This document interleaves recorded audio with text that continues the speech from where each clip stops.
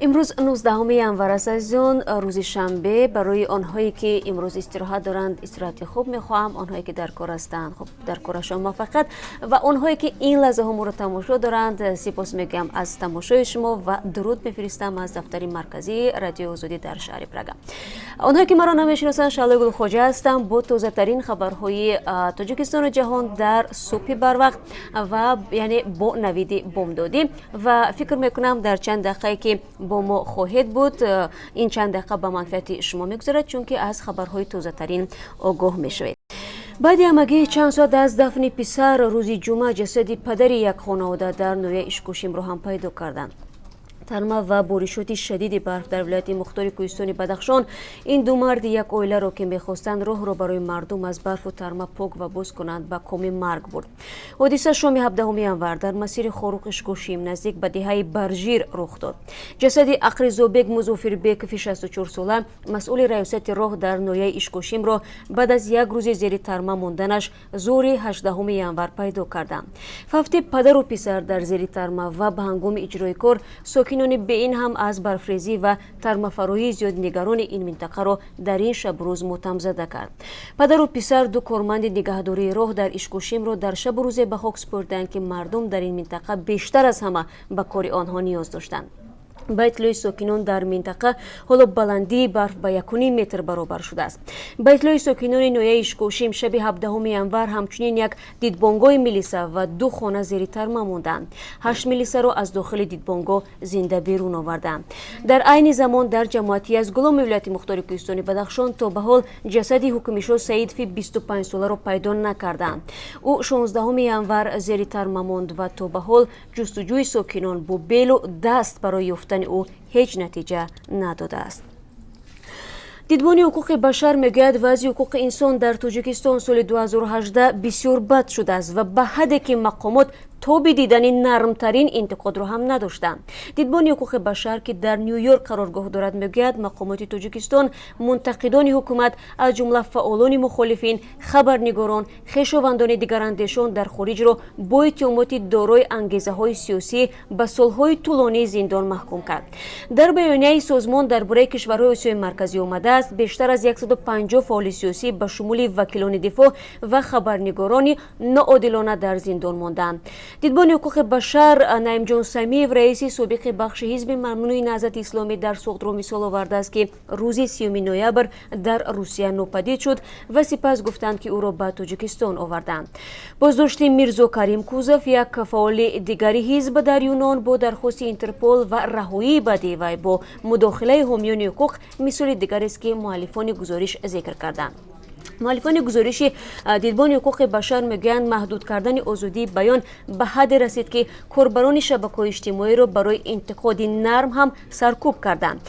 در رابطه با آزادی بیان دیدبان حقوق بشر قطع دسترسی به شبکه‌های اجتماعی و وبسایت‌های خبری در تاجیکستان را ذکر کرده گفته است هر وقت اگر مطالب انتقادی درباره رئیس جمهور، خانواده او یا حکومت نشر شود دسترسی به خدمات تلفن‌های موبیل قطع می‌شود.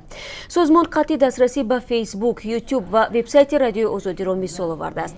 عین زمان استیو سویردلوف نماینده دیدبان حقوق بشر گفت که سال گذشته چند نمونه عملکردهای مثبت حکومت تاجیکستان دیده شد. او تغییر حکم خیرلو میرسیدوف خبرنگار تاجیک را مثال آورد که بعد تقاضاهای پیوسته سازمان‌های بین‌المللی و حامیان حقوق حکم زندانش را تغییر داده آزادش کردند و در سال گذشته همچنین حکومت تاجیکستان بعد مراجعت‌های زیادی حامیان حقوق اجازه داد که حمزه طلوزاده نبیره محیدین کبیری رئیس حزب ممنوع نهضت اسلامی که از بیماری سرطان رنج می‌برد به خارج به نزد پدرش و برای معالجه برود.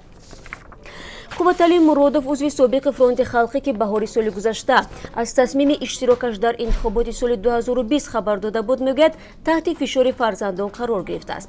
او 3 پسر و 1 دختر دارد که در ساختارهای دولتی کار میکنند و آنها به پدرشان گفتند در انتخابات آینده به امامعلی رحمان آواز خواهند داد. هرچند تلاش‌های نامزد شدن قوتعلی مرادوف در تاجیکستان جدی قبول نمی‌شود، بعضی از کارشناسان میگویند به صحنه آمدن افراد مثل او دیگران را به پیشبری نامزدیشان جسورتر باور میکند. مرودوف میگوید اشتراک او در انتخابات آینده برای خودش مسئله حل شده است و فرزندان نمیتوانند او را از راه باز دارند. سال آینده دور دوم 7 ساله پرزیدنتی امومالی رحمان به آخر میرسد و تاجیکستان باید انتخابات برگزار کند. هرچند در بسیار کشورهای دنیا به شمول شریک تاجیکستان روسیه آمادگی با انتخابات پرزیدنتی حداقل 1 سال پیش آغاز می شود، صحنه سیاسی در تاجیکستان آرام است و تا حال بغیر از قوتعلی مرودوف کسی داوطلب کرسی ریاست جمهوری نشده است. نوید بامدادی رو در روز شنبه 19 ژانویه ادامه می‌دهیم. سازمان‌های بین‌المللی مالی که تاجیکستان آنها را شریکان رشد می‌نامد، کمک‌های مالی خود را برای بودجه کشور قطع کردند. طبق قانون بودجه سال 2018 قرار بود تاجیکستان برای رویپوش کردن کم آمد و یا کسر بودجه از سازمان‌های بین‌المللی مالی بیش از 200 میلیون سومانی گرانت و یا کمک به بازگشت دریافت کند. اما بانک جهانی در گزارش تازه خود دایر به وضع اقتصادی جمهوری نوشته است همه شریکان رشد برنامه‌های کمک مالیوی خود را به بودجه موقوف گذاشتند تا زمانی که حکومت با صندوق بین‌المللی اسعار به سازش دست نیابد. قبل از ذکر قطع برنامه‌های کمک‌های مالیوی به بودجه تاجیکستان از سوی شریکان رشد، بانک جهانی می‌نویسد حکومت تاجیکستان امسال مبلغ‌هایی که در نتیجه سنجش‌های اندازی به دست آمدند در سطر علیحده نشان نمی‌دهد و به اندازها معمولی هم همراه کرد. این تغییرات به گفته بانک جهانی به نوبت خود امکان نمی‌دهد سنجیده شود که تا کجا اندازه‌سپارندگان در تاجیکستان داوطلبانه و یا با اختیار خود قانون انداز را رعایت می‌کنند. ظاهراً همین عملکرد تاجیکستان باعث شده است که سازمان‌های بین‌المللی مالی از دادن کمک‌های مالیوی برای دستگیری بودجه تاجیکستان خودداری ورزند. و در پایتخت تاجیکستان آشخانه به نام شاعر نامدار لایق شیرالی آغاز به فعالیت کرده است. آنهایی که این آشخانه را باز کردند باور دارند که آن مثل اشعار لایق مردمی و صاحب شهرت خواهد شد. گزارش را در تقدیم عبدالله اشرف می‌بینیم. این آش را به گونه دیگر میپزند. آنها میگویند چون نام یکی از شاعران نوگوی تاجیک را به آن نهادند مثل اشعار او فرق کننده و خوشایند خواهد بود. ما که دوستدار استاد لایق هستیم و این آش را خواستیم که به نام استاد لایق یک آشی نو پیشنهاد نماییم. مخصوص علاوه نمودیم دانه انار، تخم‌های گوناگون و قاضی رو علاوه نمودیم به همین خاطر که اندک هم باشد آش ما از دیگر آش‌ها فرقیت کند. گلقیزه دیر باز شیفته کلام لایق است. میگوید پیوسته آثار او را مطالعه میکند، بلکه میتوان لایق را شاعری عائله آنها دانست. از نقل‌های بابایم عمکم من میدانم که آنها به ما گفته بودند که وقتی که استاد لایق به محرکه ما آمده بودند آن کس در همان جا آن وقت توی سنتی بود، توی سنتی پسر عمکم بود. آن کس وصیت کرده گفتند که وقتی که به دنیا پسر آورده نامی مرا به او بده گفتند. بعد پسر عمک من هم آن کس وقتی که توی کردند فرزنددار شدند نام استاد لایق را به فرزندشان گذاشتند که او لایق است. حالا باشد حالا که لایق جانی ما خوردکک است. بعد از همین حساب این ایده به ما آمد که ما باید یک خیل کرده وصیت استاد را عملی گردانیم. بعد به فکر ما همین آشخانه آمد.